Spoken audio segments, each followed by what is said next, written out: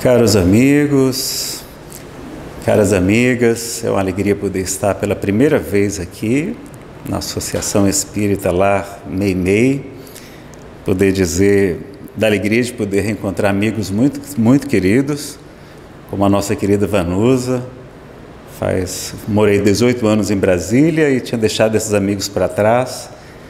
E, curiosamente, o tempo não passa para alguns deles, né? A Vanusa está do mesmo jeito de 18 anos atrás. Fiquei muito feliz de saber que a filha dela também, a Lívia, está trabalhando também no movimento espírita, dando palestras, ajudando na parte de comunicação. Encontro o Cícero também lá na evangelização infantil, levando a netinha lá no GEP, no Paulo Estevão da Água Fria, onde eu levo nossos filhos também.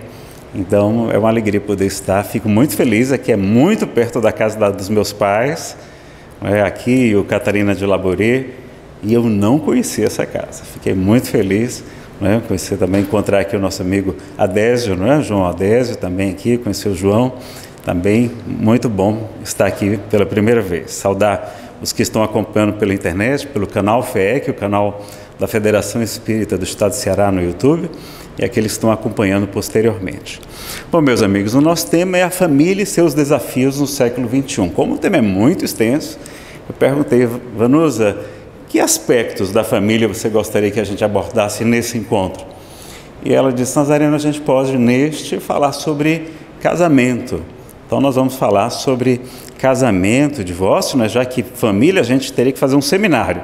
A gente tem a palestra Dificuldades da Convivência em Família, tem a palestra de hoje, que a gente vai fazer uma parte, que é sobre casamento, divórcio, sobre ciúmes e tentações afetivas. Tem outra palestra que é somente sobre perdão, liberte-se da mágoa e seja feliz, muito importante para a gente poder conviver com os nossos entes queridos.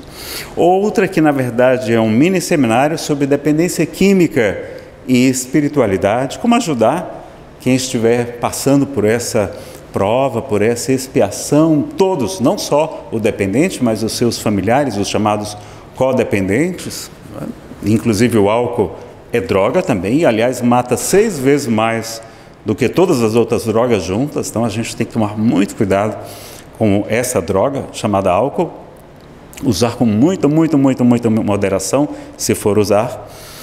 Uma palestra chamada Enfrentando uma Separação, que é outra palestra. Educação dos filhos na visão espírita, porque a gente tem que saber semear para poder colher frutos saborosos no futuro. Educação antidrogas, perda de pessoas amadas, que geram problema também na família. Às vezes a família se destrói por causa de uma depressão que o pai, que a mãe vivenciam pela perda de um filhinho querido. O poder das palavras, que é um tema interessante, que aborda também a questão das bênçãos e das maldições em família, a questão do pensamento positivo. As dificuldades de convivência na casa espírita, que dá para a gente utilizar também na família. Então, cada um desses temas é uma palestra diferente, todas já estão gravadas no canal Nazareno Feitosa, como a Vanusa comentou.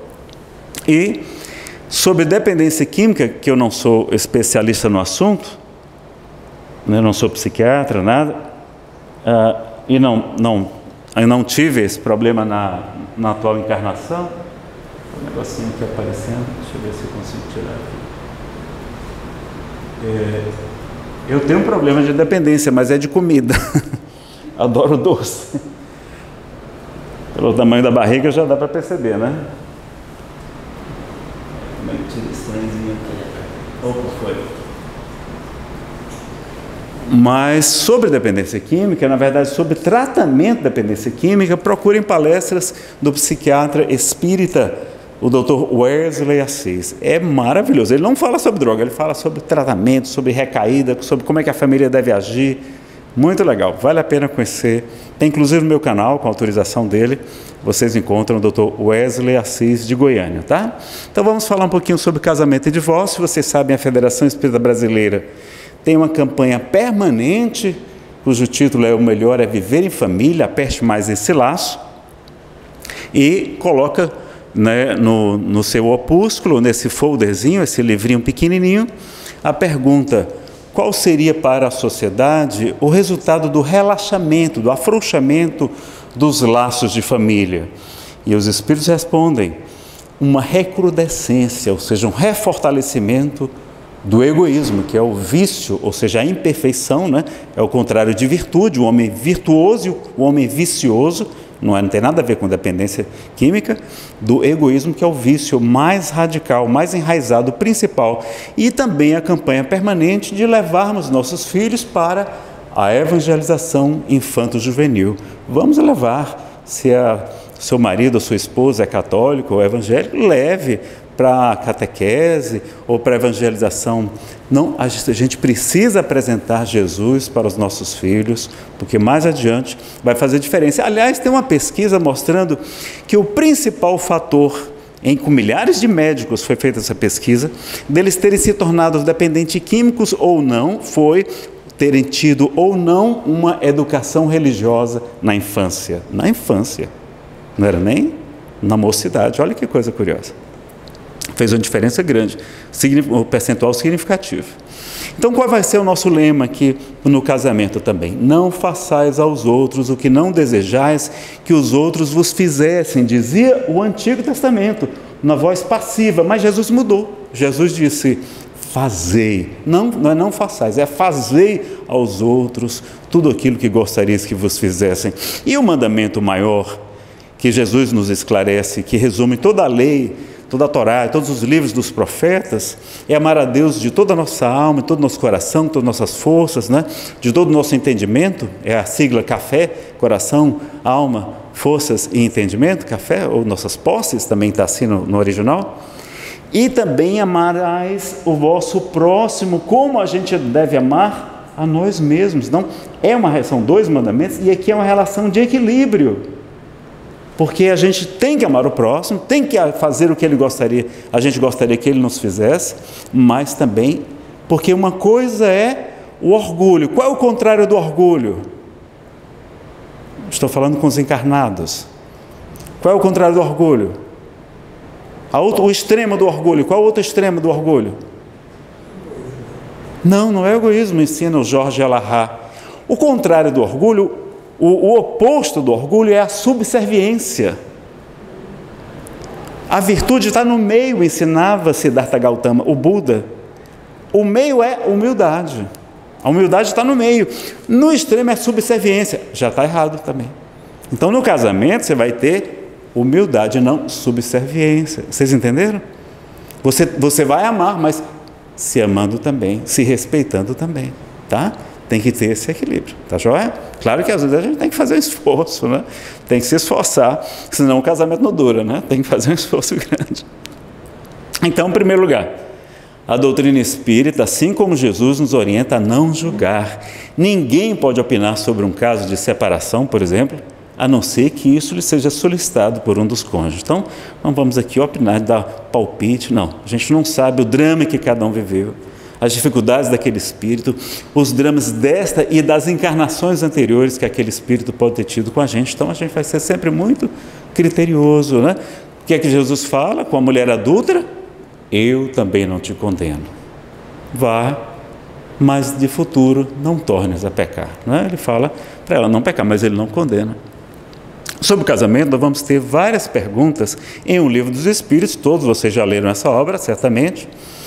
Na 695 fala que o casamento é um progresso na marcha da humanidade. Na 696 foi justamente a que nós lemos da campanha da FEB, dizendo que a abolição do casamento seria uma recrudescência do egoísmo. Na 697 fala sobre a indissolubilidade, ou seja, não poder dissolver, não poder acabar com o casamento. Os espíritos vão dizer a Kardec que não, que isso é errado, né? Porque na época de Kardec havia aquele conceito da igreja tradicional de que casou uma vez não podia separar. E quantas uniões infelizes, casamentos arranjados. No passado, normalmente as pessoas não podiam escolher seus maridos, suas esposas. E quantos envenenavam o parceiro para se livrar?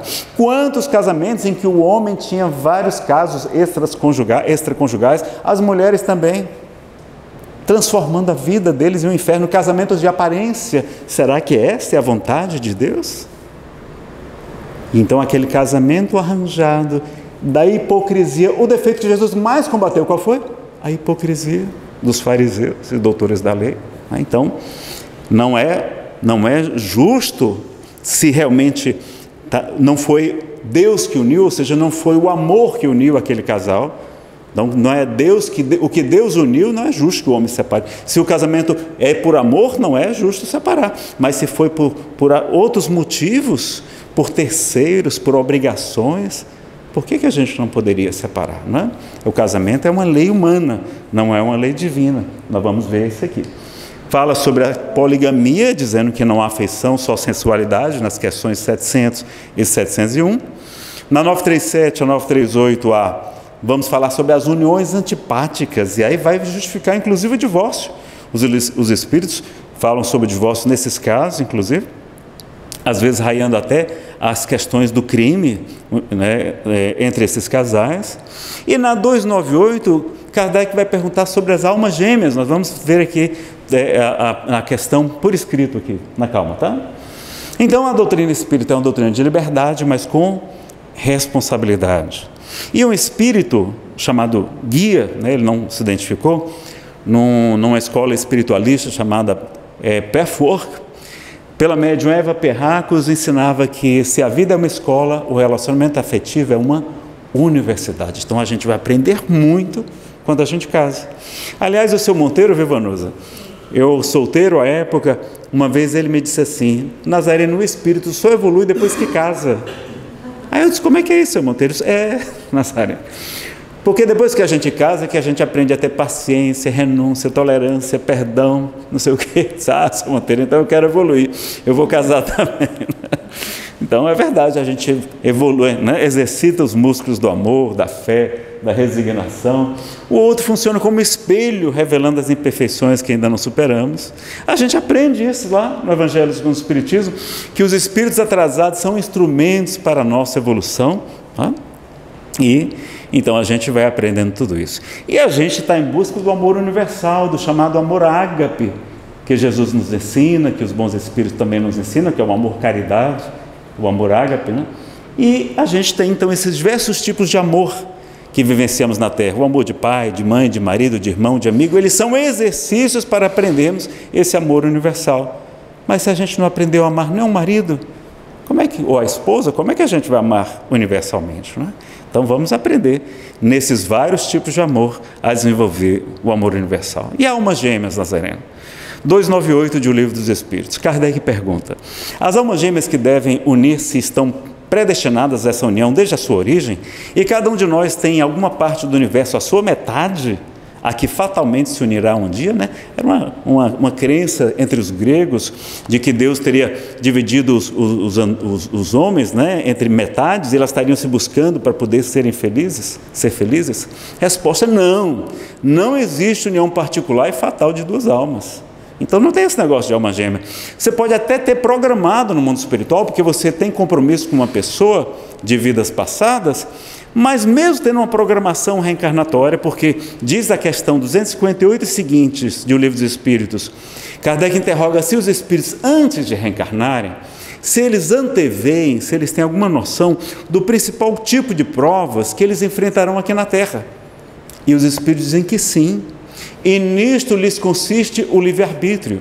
Ou seja, do mesmo modo que a gente tem um livre-arbítrio aqui, no mundo espiritual, cercado pelos nossos mentores, eles vão dizer: olha, Nazareno, vai ser bom para você reencarnar e passar por essa e essa prova. Você concorda? Você topa? Nazareno, tudo indica que você tem muito orgulho, muita vaidade intelectual, tudo indica que você vai se tornar ateu, meu filho.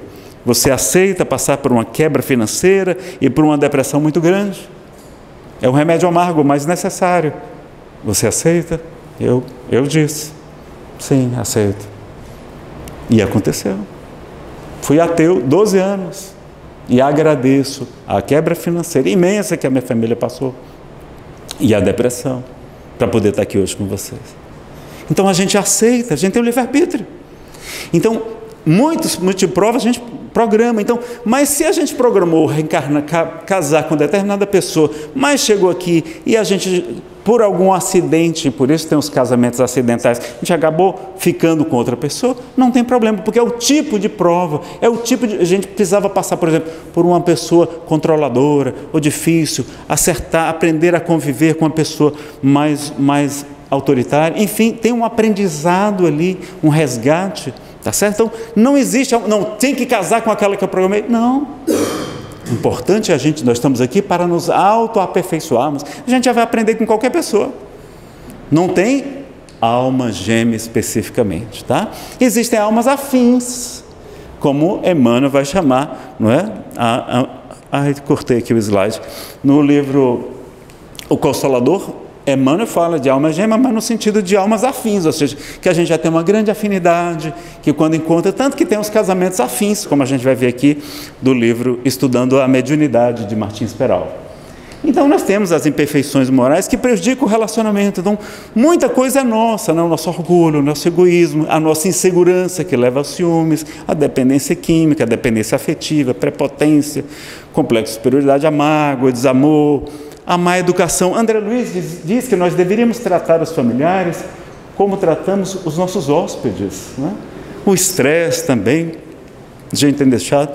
E a pior coisa que acaba casamento é a tortura da repetição diária das mesmas reclamações e lamentações. Lá no Evangelho segundo o Espiritismo, no capítulo 9, no item 7, o Espírito diz assim: são como 1000 nadas, 1000 alfinetadas que acabam por ferir. Eu costumo chamar de tortura chinesa. Eu fui pesquisar, nem existe esse tipo de tortura, nem muito menos chinesa. Mas diz que eu já ouvi falar, que é como se eles pegam o prisioneiro e prende a cabeça num equipamento. Se for cearense como eu, tem que ser um equipamento especial, né? A cabeça é mais privilegiada, assim, e coloca debaixo da torneira. Aí fica caindo uma gotinha de água assim na cabeça da pessoa. Como ela não pode se mover, a gota cai sempre no mesmo lugar. Nesse calor, o cabo acha até bom, não, tá uma gotinha d'água aqui, está refrescante. Mas depois de algumas horas, aquela gota caindo sempre no mesmo lugar, pum, pum, pum, a pessoa enlouquece. Então a reclamação todo dia todo, a mesma coisa, destrói qualquer casamento. Então você vai chegar para o maridão ou para a esposa e vai dizer: esposa, olha, a gente passa pouco tempo junto aqui, o nosso tempo livre é escasso. Se o nosso pouco tempo livre que a gente tem para conversar, para curtir, para namorar, a gente ficar brigando a mesma coisa o dia inteiro, não é? Esposa de palestrante costuma, não é? A minha não faz mais não, mas teve uma época que ela ficava reclamando: você vai dar palestra de novo, não sei o que você vai fazer. Eu disse: olha, a gente não combinou? Antes de casar com você, eu não falei que tinha esse compromisso espiritual? Então, se o pouco tempo que a gente for namorar, tiver livre, a gente vai ficar reclamando o tempo todo, a gente vai destruir o nosso casamento. Então, a pior prática é a tortura da repetição, é a coisa. Está aí, é o Bem-aventurados Mansos Pacíficos, está aí no item a paciência. A vida é difícil, bem eu sei, compõe-se de 1000 nadas, que são outras tantas picadas de alfinetes, mas que acabam por ferir. Se é no mesmo lugar o dia todo, de manhã, tarde, de noite, destrói. E o Cristo é o nosso modelo, né? Vamos ser pacientes, vamos ser cristãos. A importância do auto-amor, lembrar daquele conto, né? Da borboleta e o botão de rosa. O botão de rosa queria muito atrair a borboleta, mas a borboleta não dava nem bola para ele, ficava voando pelo jardim inteiro. Mas quando ele percebeu que ele era uma rosa, ele desabrochou exalando o seu perfume, naturalmente atraiu a borboleta que veio ao seu encontro. Então a gente precisa florescer, se dar valor, não é? Se querer bem. E o casamento e o celibato, né? 697. A indissolubilidade, ou seja, que não se pode dissolver ou desfazer absoluta por nenhum motivo do casamento, está na lei da natureza ou somente na lei humana, né? O Livro dos Espíritos. Resposta: é uma lei humana muito contrária à lei da natureza, mas os homens podem modificar suas leis. Só as leis da natureza são imutáveis. Vamos ver agora o que diz o capítulo 22 de O Evangelho segundo o Espiritismo, que tem como título: Não separeis o que Deus uniu. No item 1, nós temos a informação de que, boa noite, os fariseus vieram ter com ele para o tentarem. Então o objetivo era tentar. Eles disseram: será permitido a um homem despedir sua mulher, seja qual for o motivo? Então a pergunta dele é o quê? é permitido se separar por qualquer motivo? Porque o quê? Porque havia dúvidas quanto à interpretação do livro de Deuteronômio, capítulo 24, itens 1 a 2. Então, havia essa discussão, porque tinha duas escolas de interpretação, a gente vai ver aqui. O que é que dizia Deuteronômio 24? Isso é da Torá, não é? Dos livros atribuídos a Moisés, 1500 anos antes de Jesus. Quando o homem tomar uma mulher e se casar com ela, então será que, se não achar graça em seus olhos, por nela encontrar alguma coisa indecente, far-lhe-á uma carta de repúdio e lhe a dará na sua mão e a despedirá da sua casa. Ou seja, vai dar um divórcio, carta de divórcio para ela. Tá? Mas ele tinha que justificar, ele tinha que dizer perante os sacerdotes por que ele estava se divorciando da sua mulher. Se ela, pois, saindo da sua casa, foi se casar com outro homem, aí continua o texto, é muito difícil a interpretação disso, eu não vou entrar nos detalhes, porque o tempo aqui é curtinho. Então, quais eram as duas escolas de interpretação? A escola do sábio Shammai, judeu, só admitia o divórcio em caso de adultério, ou que a mulher o impedisse de seguir a Torá, de seguir a lei. É só nesses dois casos que ele admitiu o divórcio. Já a escola de Hillel admitiu o divórcio por qualquer motivo, ou seja, não gostou da comida da mulher, não estava cozinhando direito, podia despachar a mulher, não é? Ficou essa discussão. Então tinha essas questões de interpretação da lei de Moisés, e eles trazem essa pergunta para Jesus. E o que é que Jesus vai dizer? Então aqui, havia divórcio, mas era necessário justificar, e regra geral, dar o dote que recebeu, ou seja, devolver o dote que o marido recebeu para a ex-esposa, para que ela possa sustentar. Era aquelas dracmas, lembra da parábola da dracma perdida? Que eram moedas que a mulher recebia para, se desse algum problema, ela poder se sustentar. E Jesus respondeu: não lestes que aquele que criou o homem desde o princípio, ou seja, no livro A Gênese, os criou macho e fêmea, e disse: por esta razão, o homem deixará seu pai e sua mãe e se ligará à sua mulher, e não farão os dois senão uma só carne? Uma só carne é os dois estarem juntos, trabalhando juntos, né? É cumplicidade, é estarem unidos em um mesmo propósito, em um mesmo ideal. Assim já não serão duas, mas uma só carne. Não separe, pois, o homem o que Deus uniu. Né? Então, carne significação conjunta, e a gente lembra que na primeira epístola de João, diz que aquele que não ama não conhece a Deus, porque Deus é amor. Por que então retrucaram eles, os doutores da lei? Por que então retrucaram eles? Ordenava Moisés que o marido desse à sua mulher uma carta de divórcio e a despedisse. Jesus respondeu: foi por causa da dureza do vosso coração, ou seja, do egoísmo, que Moisés permitiu, não é propriamente ordenou, ele permitiu que despedisseis vossas mulheres, mas no começo, ou seja, lá no livro A Gênesis, não foi assim. Por isso eu vos declaro que aquele que despede sua mulher, ao não ser em caso de adultério, e desposa outra, comete adultério. E aquele que desposa a mulher que outro despediu, também comete adultério. Então vejam que capítulo difícil da gente entender, daquela legislação antiga de Moisés, que Kardec vai fazer uma interpretação muito lustra, não é? Como a gente vai ver aqui. Vejam que só um primeiro detalhe, neste capítulo, e são raros os capítulos, acho que só tem esse mais um, salvo engano, esse capítulo 22, não tem psicografias, não tem aquele item Instruções dos Espíritos, que em todo capítulo tem, né? Tem um comentário de Kardec e tem as psicografias no item chamado Instruções dos Espíritos. Então Kardec fala que as leis humanas, como as que impediam o divórcio, mudam as leis divinas, né? E ele explica aqui que tem as leis de amor. Então vamos ver aqui rapidamente, eu acho que Kardec é tão didático que é melhor a gente ler para todos entenderem da melhor maneira.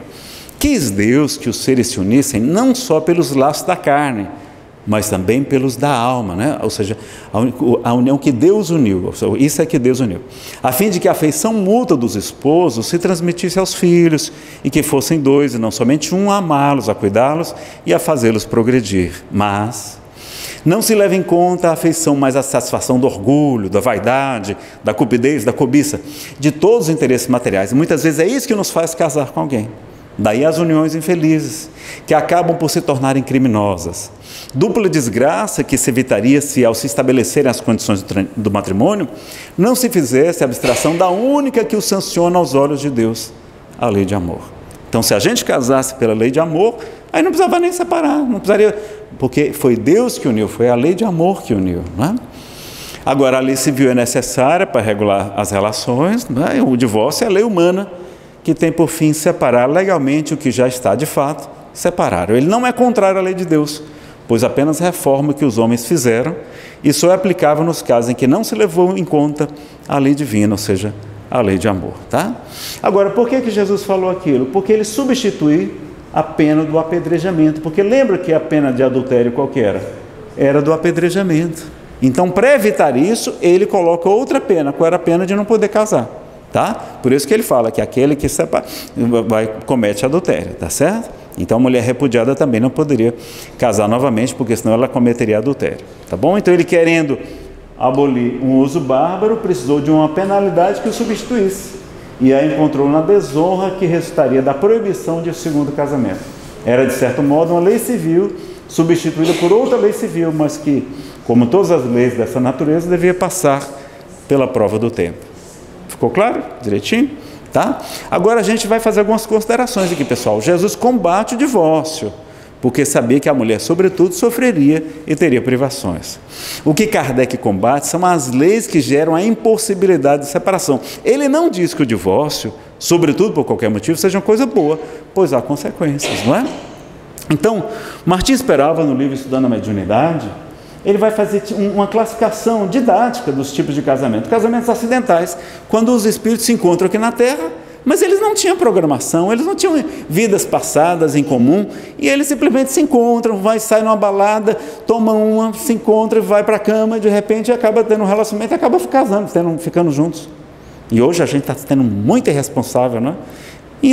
Tendo uma intimidade muito precoce, já levando a pessoa para casa, morando junto assim, logo no início, sem nem conhecer a pessoa direito. Então a gente tem que virou um hábito, um costume da sociedade que não é bom, isso não é legal, não é? Então, está gerando muitos problemas com isso. Então acontecem esses casamentos acidentais. Existem os casamentos provacionais, quando os dois espíritos são como nós, espíritos imperfeitos, e estão ali em prova, em dificuldade, aí tem aquelas brigas, aquela confusão, que é natural, porque nós estamos num mundo de expiação e provas. Como é que serão os casamentos no mundo de expiação e provas? Casamentos provacionais e de expiação, não é? Tem os casamentos sacrificiais, não é? Quando um dos cônjuges já é um espírito mais esclarecido e aceita casar com outro para ajudá-lo. Por exemplo, lembra da mãe do André Luiz, do livro Nosso Lar? Ela vai reencarnar novamente com o seu marido, com o pai do André, apesar dele ter duas amantes na atual existência, ela vai reencarnar novamente com ele e vai receber inclusive as duas amantes como filhas. Ou seja, ela além de aceitá-lo novamente, para ajudá-lo, ainda vai receber as amantes como filhas, para socorrê-las também, porque ele está no umbral junto com elas. Ela vai resgatá-lo do umbral. Então é um casamento sacrificial, e eles recebem grande proteção espiritual, não é? Tem os casamentos afins, quando já são almas mais esclarecidas, os dois já são mais esclarecidos, têm uma grande afinidade, são como falou Emmanuel no livro O Consolador, que tem aquelas almas que têm mais afinidade, não é? Temos também os casamentos transcendentes, aqui são dois espíritos esclarecidos e que se unem normalmente com um propósito maior. O maior exemplo desses casamentos transcendentes, qual foi? José e Maria de Nazaré. Allan Kardec e Amélie Gabrielle Baudet, não é? E alguns outros, não é? Casais, né? Eunice Weaver e seu marido e outros grandes missionários que a humanidade conheceu, não é? Então, se a nossa terra é um mundo de expiação e provas, como é que serão a grande maioria dos casamentos? Casamentos provacionais. É claro que a gente pode casar com alguém que não estava programado, podemos programar não casar com ninguém, e também podemos casar, apesar de não ter programado, podemos não casar por expiação e podemos mudar a programação, ou seja, a gente pode fazer, com o nosso livre-arbítrio, fazer a bagunça que a gente quiser, né? Tem gente que não veio para casar por expiação, porque se utilizou mal da família, né? Não valorizou bem o casamento, etc., uma série de motivos. Pode ser por prova, né? E pode ser por missão, como muitas pessoas vêm para ser um grande cientista, se dedicar a uma causa, como Jesus, como sacerdotes, enfim, como Kardec. Aliás, Kardec casou, né? Como Chico, o Divaldo e outros, né? A questão do namoro, a gente ter esse cuidado realmente de conhecer direitinho. Essa mensagem, Lesões Afetivas, é linda, desse livro Momentos de Ouro. O tempo da gente está curtinho, eu acho que não sei se vai dar para ler, mas eu acho que vale. Aqui, olha aqui: não comeces um romance de carinho a dois quando não possas e nem queiras manter-lhe a continuidade. Olha que coisa. Eu ouvi falar que os testemunhos de Jeová são assim, eles só namoram se for para casar. Então, não comeces quando não possas e nem queiras manter-lhe a continuidade. E olha o que Emmanuel vai dizer, um trecho dessa mensagem: o amor, sem dúvida, é lei da vida, mas não nos será lícito esquecer os SUICIDIOS e o HOMEICIDIOS, os ABORTOs e CRIMES nas sombras, as retaliações e as injúrias que dilapidam ou arrasam as existências das vítimas. Eu falei assim porque senão o YouTube censura, tá? Expoliciados do afeto, porque ninguém no mundo pode medir a resistência de um coração quando abandonado por outro, e nem sabe a qualidade das reações que virão daqueles que enlouquecem na dor da afeição incompreendida quando isso acontece por nossa causa. Certamente que muitos desses delitos não estão catalogados no Estatuto da Sociedade Humana, entretanto, não passam despercebidos nas leis de Deus, que nos exigem, quando na condição de responsáveis, o resgate justo. Tangendo esse assunto, lembremos automaticamente de Jesus, perante a multidão e a mulher sofredora, quando afirmou peremptório: aquele que estiver isento de culpa, atira a primeira pedra. Todos nós, os espíritos vinculados à evolução da Terra, estamos altamente compromissados em matéria de amor e sexo. E em matéria de amor e sexo, irresponsáveis. Não podemos estranhar os estudos respeitados nesse sentido, porque um dia todos seremos chamados a examinar semelhante realidade, especialmente a que se relacionem conosco, que podem efetivamente ser muito amargas, mas que devem ser ditas. Então todos estamos altamente compromissados em matéria de amor e sexo, irresponsáveis, né? A gente está na condição de espírito bem atrapalhadinho. Leiam depois na íntegra Lesões Afetivas. Então, o amor é cego, porém o casamento lhe devolve a visão. Então abra bem os olhos antes de casar-se, depois feche bem os olhos, né? É onde está. Então, paixão, pessoal, é um fenômeno que altera a química cerebral. Toda paixão passa. Então, paixão é igual a ilusão. 6 meses, 1 ano, 1 ano e meio, no máximo, pessoal. A pessoa fica literalmente cega, porque é uma descarga de dopamina, ocitocina, metiu alguma coisa menos lá, a pessoa fica cega. Então aguarde, será que vale a pena abandonar nosso marido, nossa esposa, nossos filhos por causa de uma ilusão? É só esperar que passe. E às vezes os espíritos intervêm. Tem um caso na literatura espírita, não me recordo agora da obra, que estava lá a esposa e o marido não é, diz que querendo separar, porque diz que encontrou a alma gêmea. Não sei se já repararam, toda alma gêmea é mais jovem, né? Já repararam?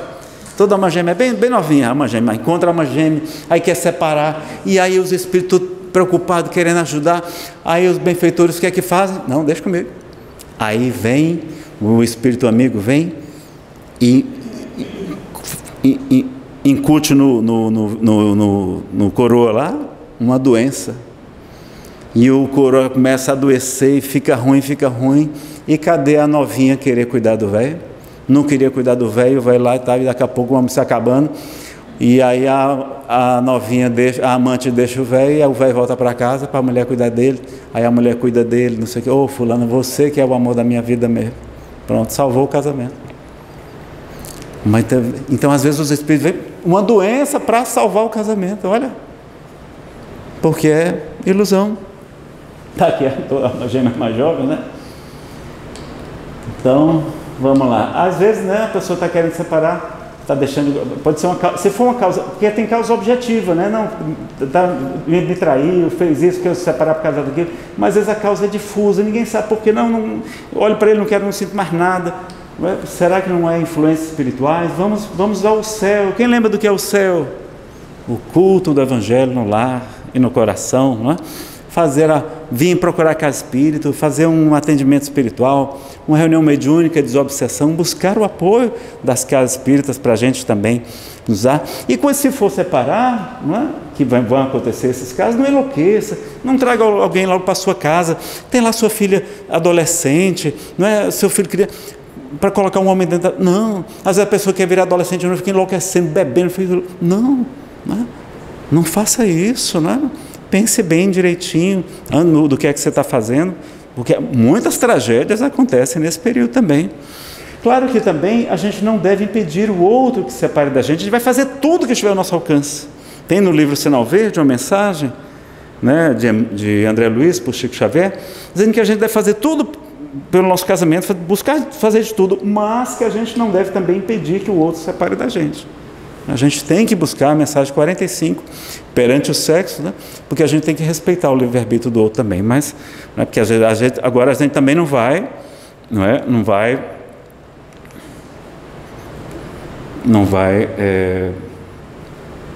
eu já tenho um slide que eu vou falar aqui, então. Agora veja aqui o que o livro Consolador diz sobre esse assunto. 188. Como devem proceder os cônjuges para bem cumprir os seus deveres? O matrimônio, muito frequentemente na Terra, constitui uma prova difícil, mas redentora, libertadora.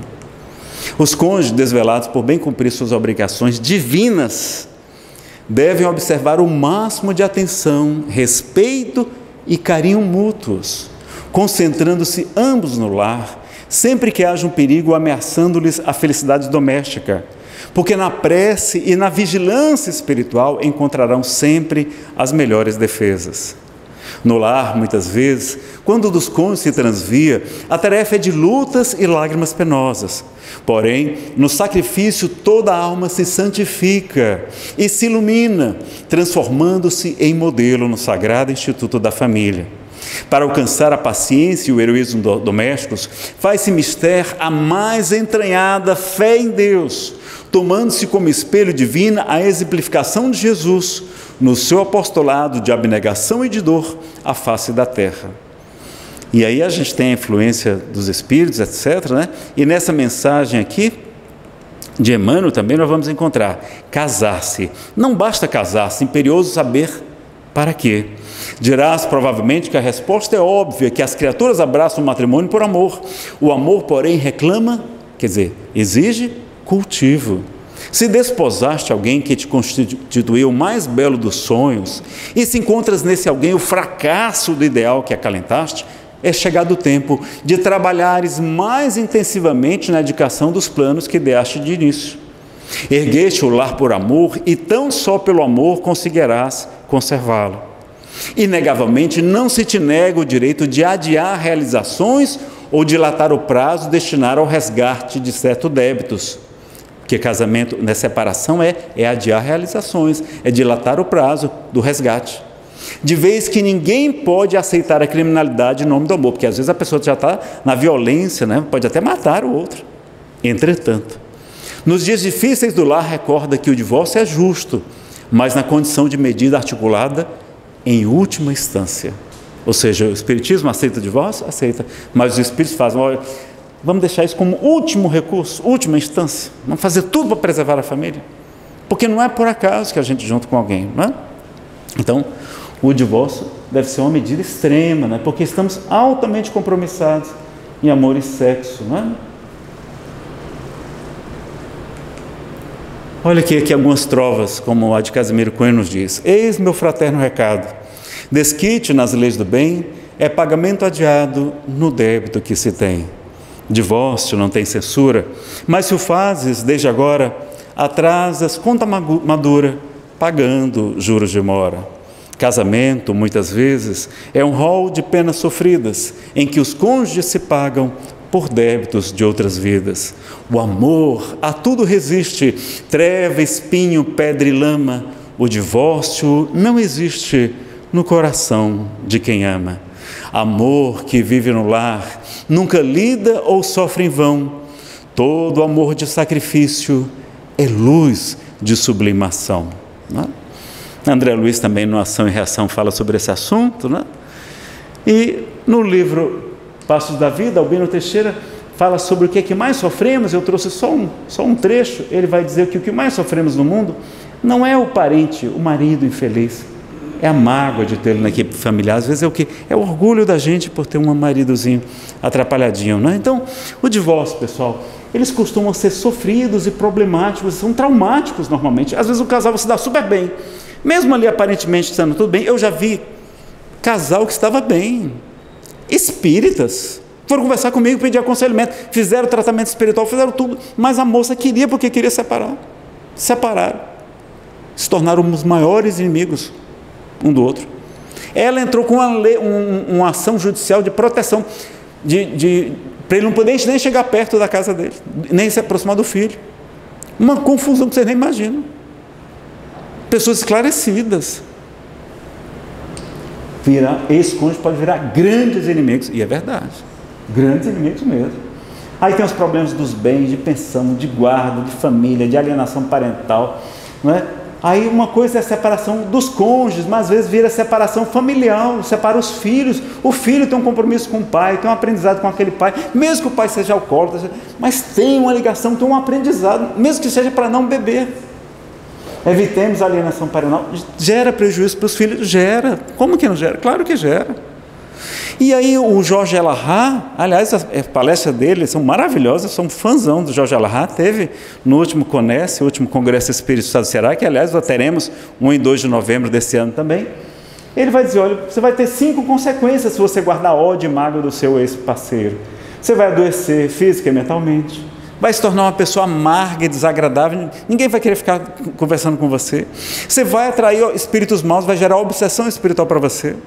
Você vai reencarnar com ele ou com ela em outra vida, na família, não necessariamente como marido, como esposa, pode vir como filho, como pai, como tudo, mas ou normalmente como marido ou como esposa, não é? Porque tanto o amor como o ódio atrai. E você vai envenenar os filhos dele ou dela, né? Com toda aquela mágoa, com tudo aquilo, gerando problemas, porque eles têm compromisso com aquele pai, com aquela mãe.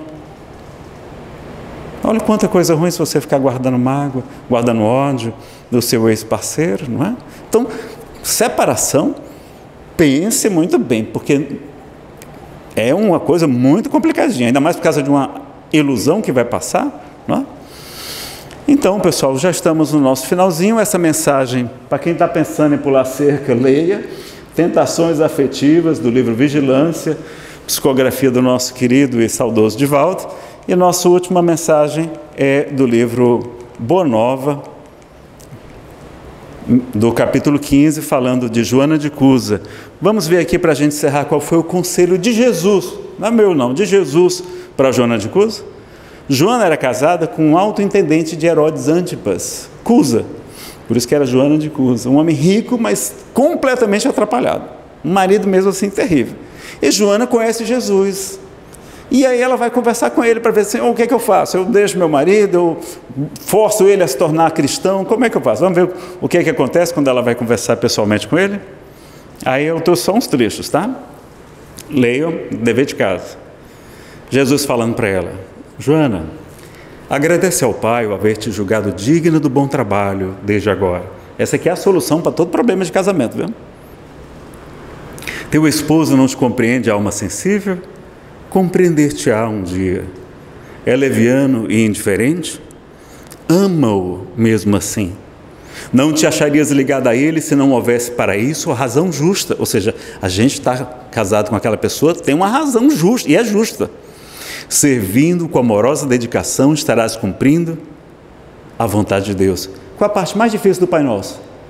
Seja feita a vossa vontade.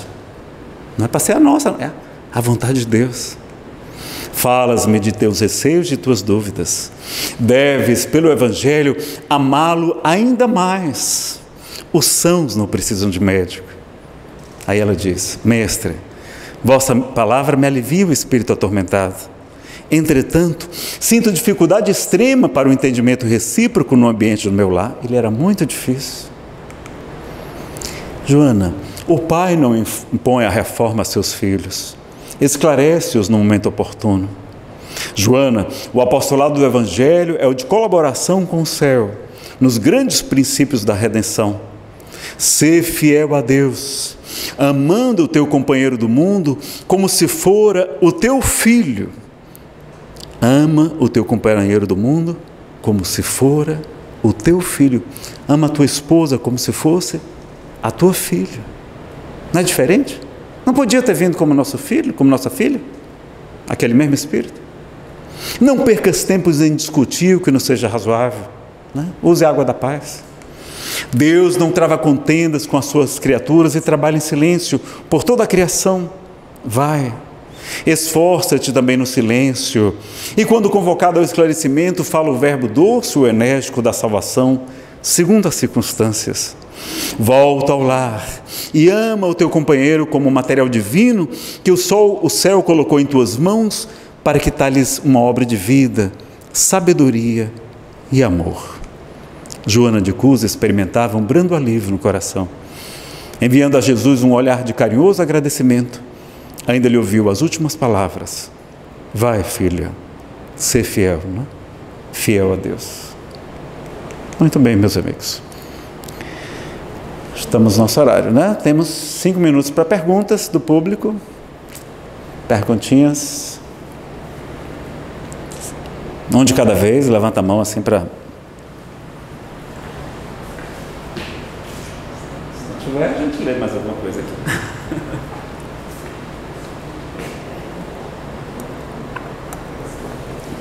Se vocês não fizerem perguntas, eu vou fazer pergunta para vocês.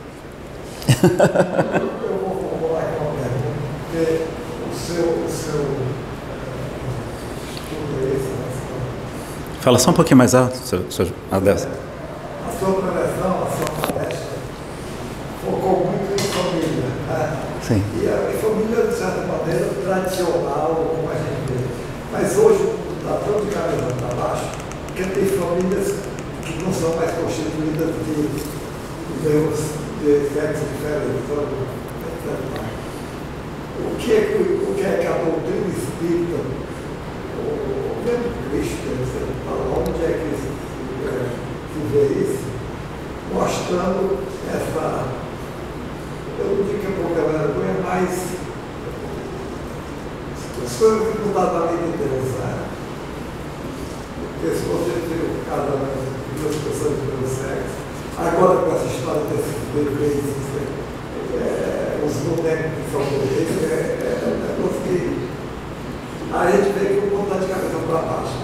O que é que você acha que a razão está... Tem que estar existindo isso? Tá. A gente vai ter que voltar outro dia aqui, viu, Vanusa? Que aí ele... Uma pergunta que ele fez sobre questão da homossexualidade seria um seminário. E dos bebês reborn seria mais curta. Vou responder do bebê reborn. Porque não vai dar tempo de abordar tudo. Tá.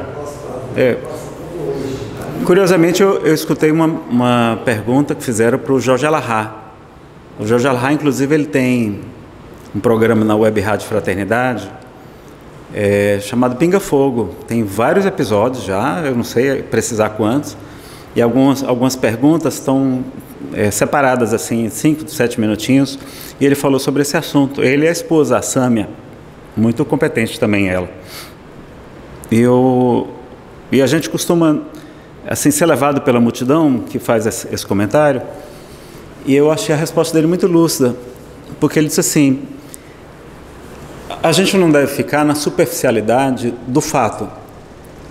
A gente deve se perguntar o que tem por trás daquilo. Porque em alguns casos pode ter ali um trauma, talvez. Imagine que uma mulher pode ter perdido um bebê, seja um AB ou RTO espontâneo, seja a perda de um filhinho pequeno, e ela talvez esteja com aquele trauma e esteja utilizando aquele bebê como se fosse um recurso terapêutico. Ou seja, ela está com trauma e está acalentando aquele bebê para tentar suprir aquela carência, aquele vazio que ficou daquele trauma, né? É uma possibilidade, né? É uma possibilidade. O que pode estar acontecendo? O mais provável que esteja acontecendo é que as pessoas, querendo visualizações nas redes sociais, porque ganham dinheiro, ganham, né, propaganda, etc., pegam essas coisas, às vezes amplificam e fazem aquele escarcéu para dizer, olha aqui, levou o bebê lá para tomar vacina, levou o bebê para ser batizado, e aí faz aquela confusão toda, porque isso gera visualizações, né? A gente não sabe o que ali a rigor é verdade e o que não é. Mas que tem pessoas que cuidam de bonecas, será que são pessoas imaturas, não é? Como tem homens, eu conheço, aliás tem na minha família, que vai lá na empresa dele e tem lá um monte de carrinhos, de aquelas miniaturas, ele não fica brincando, mas está lá porque gosta, assim, faz coleção, ou então bonequinho de super-herói. Então, a rigor, você tem que ver o que tem por trás. Se é alguém que tem uma depressão ou tudo, ou queria muito ter tido um bebê e não teve, passou da idade de ter filhos e se dedicou à carreira e não... Quer dizer, a gente tem muitos motivos, as pessoas hoje talvez trocando um filho por um animal, por um cachorrinho. Então, assim, não nos cabe condenar, cabe a gente olhar, não é? Ter compaixão e tentar enxergar o que está acontecendo. Seria melhor, no nosso entender, que a pessoa tivesse filhos? Seria, né? Sim. Porque a gente aprende lá no Livro dos Espíritos, na questão 646, Kardec pergunta se há diferente graus no mérito do bem. Ou seja, se o bem que a gente faz tem valores maiores ou menores, e os Espíritos dizem que sim, que o mérito do bem está na dificuldade em praticá-lo. Deus valoriza muito mais o pobre que reparte o seu único pedaço de pão do que o rico que dá do que lhe sobra.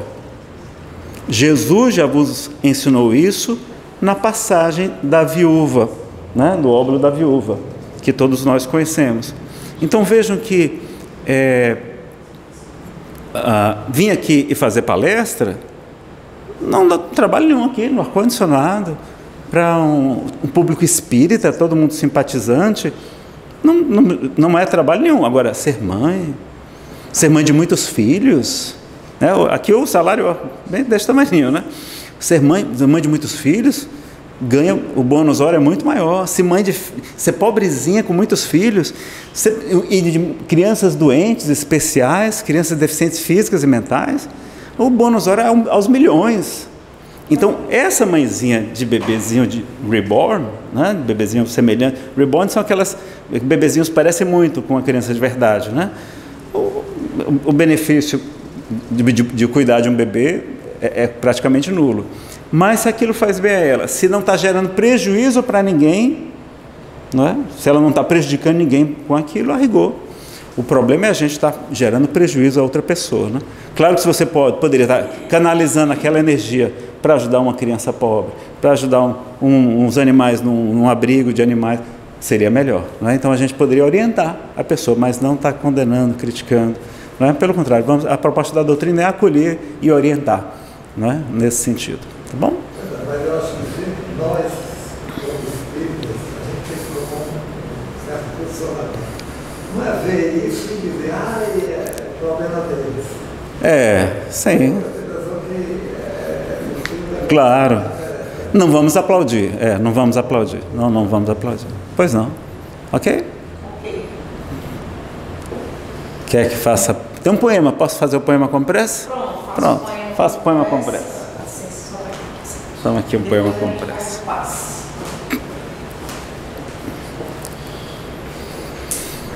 Então vamos lá. Vamos ler um poema do poeta José Soares Cardoso, nordestino de Sergipe, do livro Onde Está Deus. Vocês podem ficar de olhos abertos, se quiserem, para quando a gente estiver aflito, sofrendo, preocupado, naqueles momentos mais desafiadores, e nos questionarmos onde está Deus, vamos lembrar desse poema. Onde está Deus? Pergunta o cientista. Ninguém o viu jamais. Quem ele é? Responde às pressas o materialista. Deus é somente uma invenção da fé.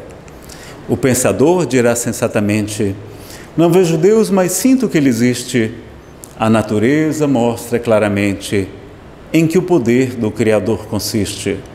Mas o poeta dirá com segurança de quem afirma porque tem certeza: eu vejo Deus no riso da criança, no céu, no mar, na luz da natureza. Contemplo Deus brilhando nas estrelas, no olhar das mães fitando os filhos seus, nas noites de luar claras e belas, que em tudo pulsa o coração de Deus. Eu vejo Deus nas flores e nos prados, nos astros a rolar pelo infinito. Escuto Deus na voz dos namorados e sinto Deus na lágrima do aflito. Percebo Deus na frase que perdoa, contemplo Deus na mão que acaricia. Escuto Deus na criatura boa e sinto Deus na paz e na alegria. Eu vejo Deus no médico salvando, pressinto Deus na dor que nos irmana. Descubro Deus no sábio, como Allan Kardec procurando compreender a natureza humana. Eu vejo Deus no gesto da bondade, escuto Deus nos cânticos do crente, como Aurilson Ferraz. Percebo Deus no sol, na liberdade, e vejo Deus na planta e na semente. Eu vejo Deus, enfim, por toda parte, que tudo fala dos poderes seus. Descubro Deus nas expressões da arte, no amor dos homens também sinto Deus, mas onde eu sinto Deus com mais beleza, na sua mais sublime vibração, não é no coração da natureza, é dentro do meu próprio coração. O reino de Deus está dentro de vós.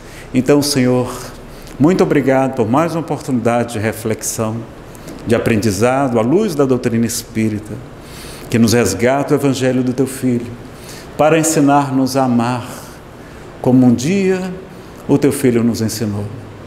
Abençoa, Senhor, as nossas famílias, nossos filhinhos, nossos lares. Protege-nos de nós mesmos, dos nossos impulsos mais animalizados, mais inferiores. Abençoa, então, a cada um de nós. Abençoa essa casa de oração e de trabalho. E ser conosco, hoje, agora e sempre, e que assim seja. Muito bem, meus amigos, está aí o nosso canal, Nazareno Feitosa. Vocês podem assistir a palestra de hoje, que está gravada, e podem acompanhar também no canal FEEC, tá bom?